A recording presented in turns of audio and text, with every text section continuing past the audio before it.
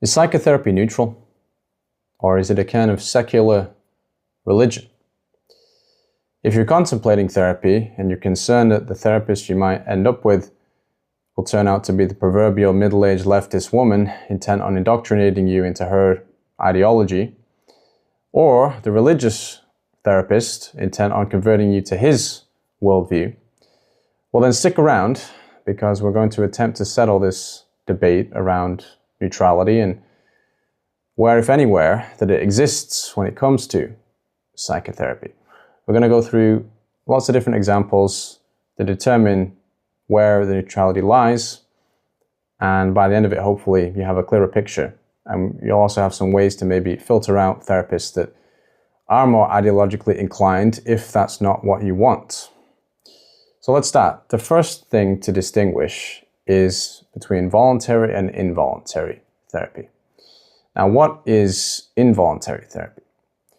Well, it's not something I would necessarily view as therapy, but nonetheless it exists for better or worse, and it is typically administered by a psychiatrist who first needs to suspect that you are mentally ill, and then will effectively kidnap you and imprison you, for your own good, mind you. Now, to do this, it has to invoke the power, the monopoly power of the state, and again, under the auspices that you're mentally ill and not fit to govern your own life.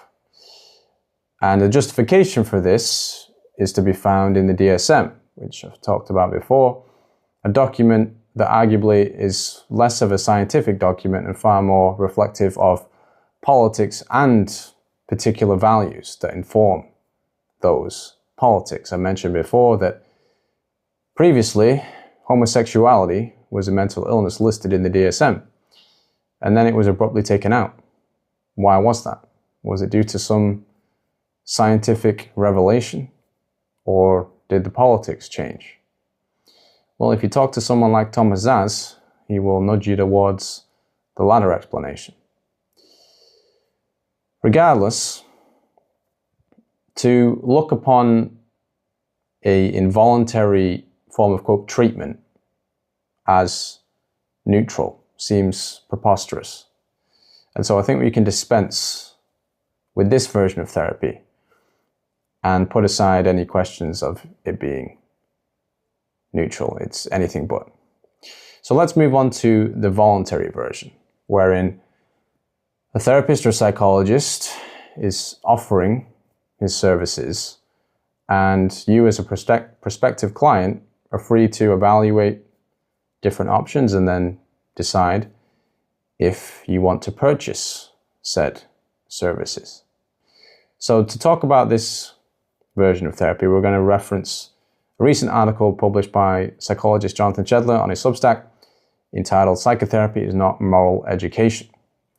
Now, in this article, he voices concerns about therapists that attempt to brand themselves, sort of add a prefix to their title as therapist or psychologist. They will title themselves Christian therapist or progressive social justice therapist. They'll market themselves in this way, presumably to appeal to a particular demographic, with the implication that somehow if you think the same as they do, as your prospective clients, then that will somehow be more effective.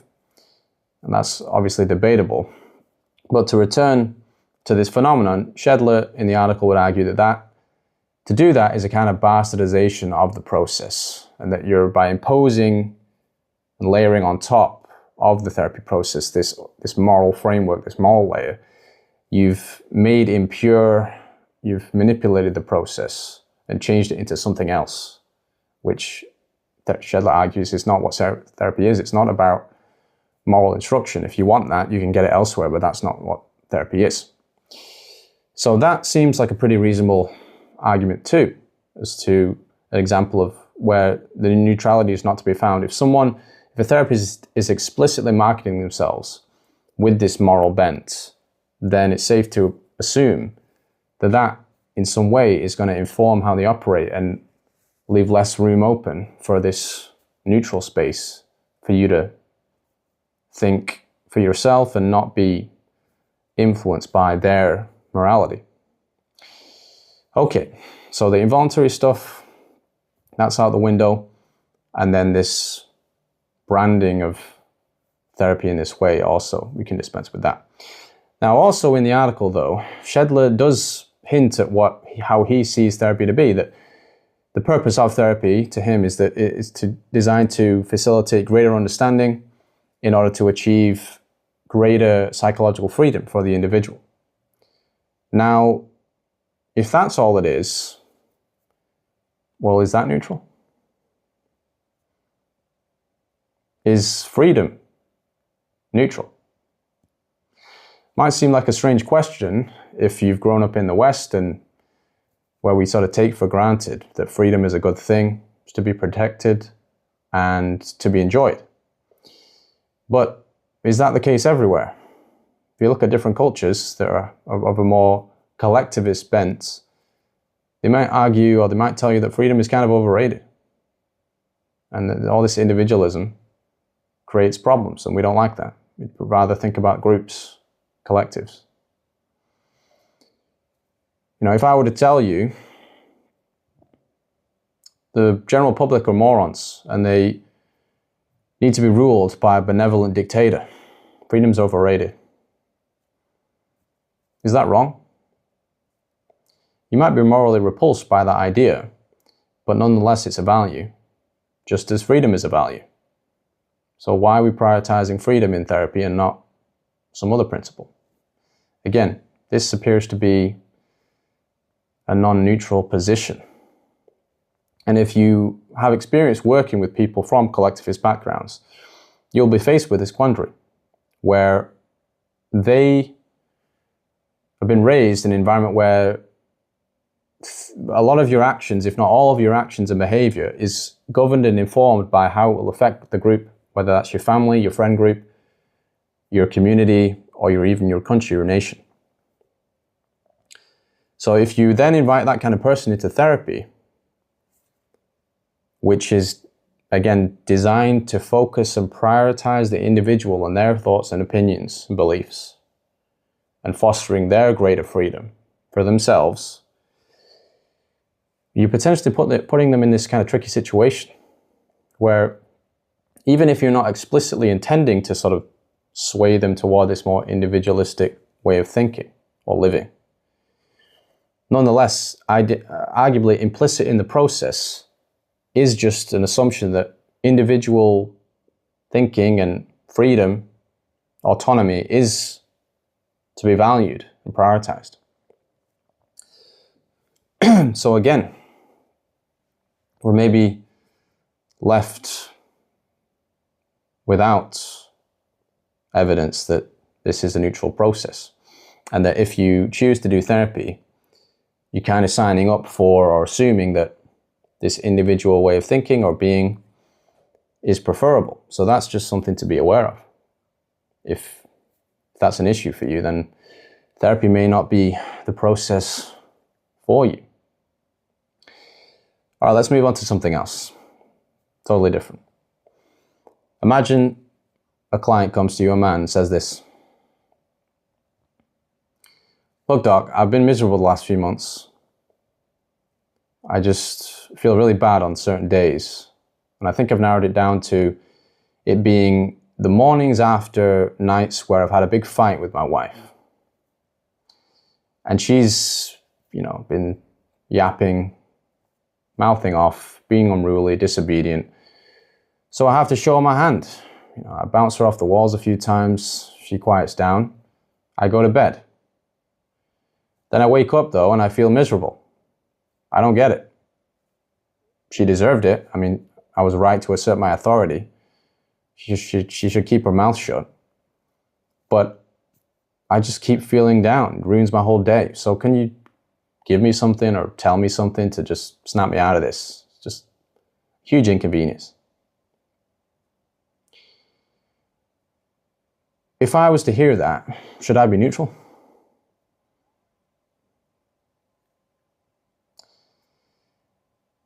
I think it would be difficult for you to find an ethical code of conduct that relates to therapy on this earth that would advocate for neutrality following an admission like that.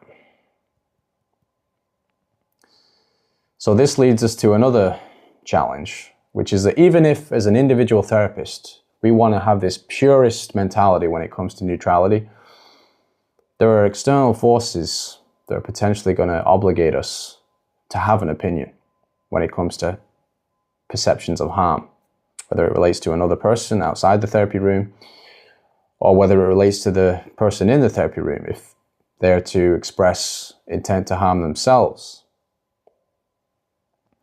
Now that question deserves its own video, which I'll probably get to eventually. Thomas has a lot of interesting comments about this.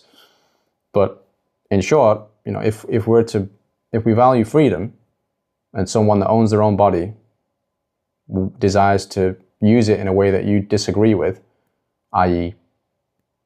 to damage that life, to harm that life, should we intervene? Or should we be neutral? Gets kind of complicated. Not so easy to say. There's no morality here.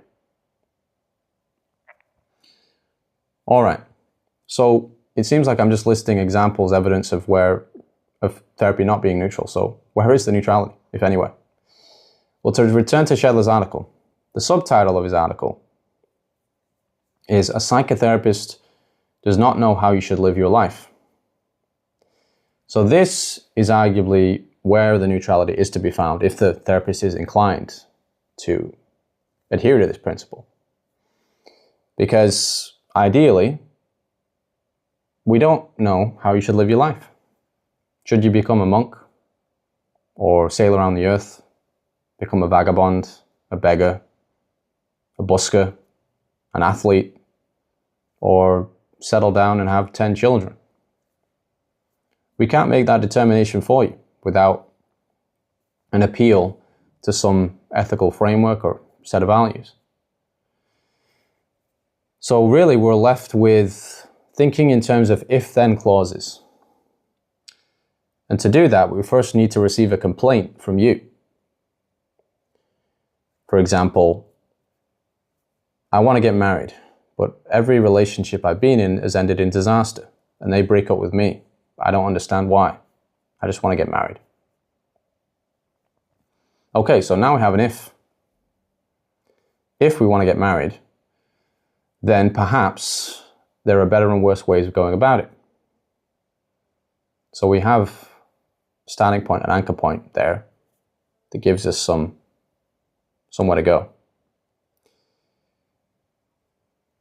Okay. So if you are concerned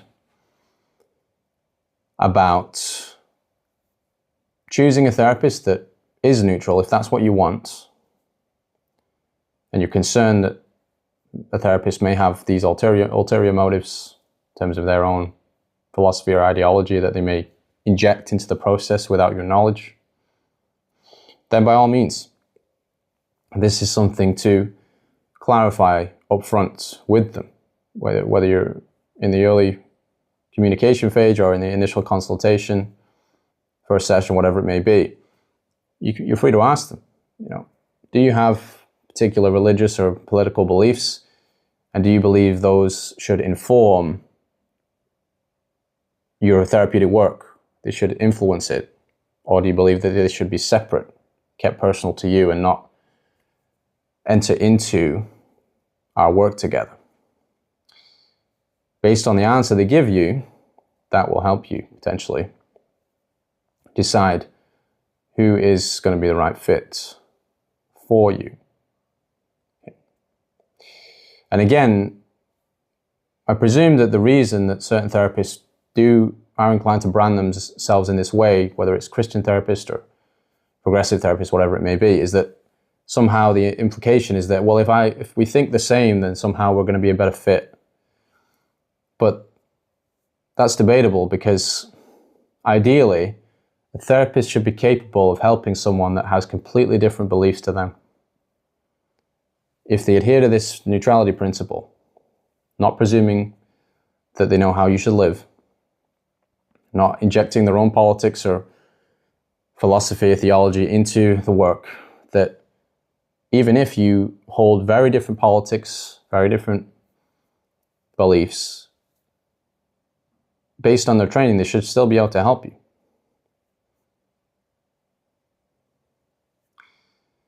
So that may not be the most important variable to filter for, just simply, well, this therapist is a Christian like me, or this therapist is an atheist like me. All right? Okay, so just to recap, the involuntary stuff, very difficult, if not impossible, to argue that's neutral. The principle of freedom in therapy and this individual stuff, that also is arguably not neutral. So that's just something to be aware of. If you're not inclined to be of a more individualistic mindset, therapy might not be for you. Then there's that do no harm stuff that we borrow from medicine, that as neutral as we want to be, there are these external forces that may nudge us to have an opinion at times. So that's on the extreme ends, but it's still an example of where neutrality sort of ends. And so the primary area where there is potential neutrality is this question of not presuming how you should live your life, right? Excluding these extremes where harm may be involved. Okay, so hopefully if you are contemplating therapy, you're in a better position now to decide whether the process is right for you and the kind of person you might want to work with and how to determine that for yourself, okay? We'll end it there. Until next time.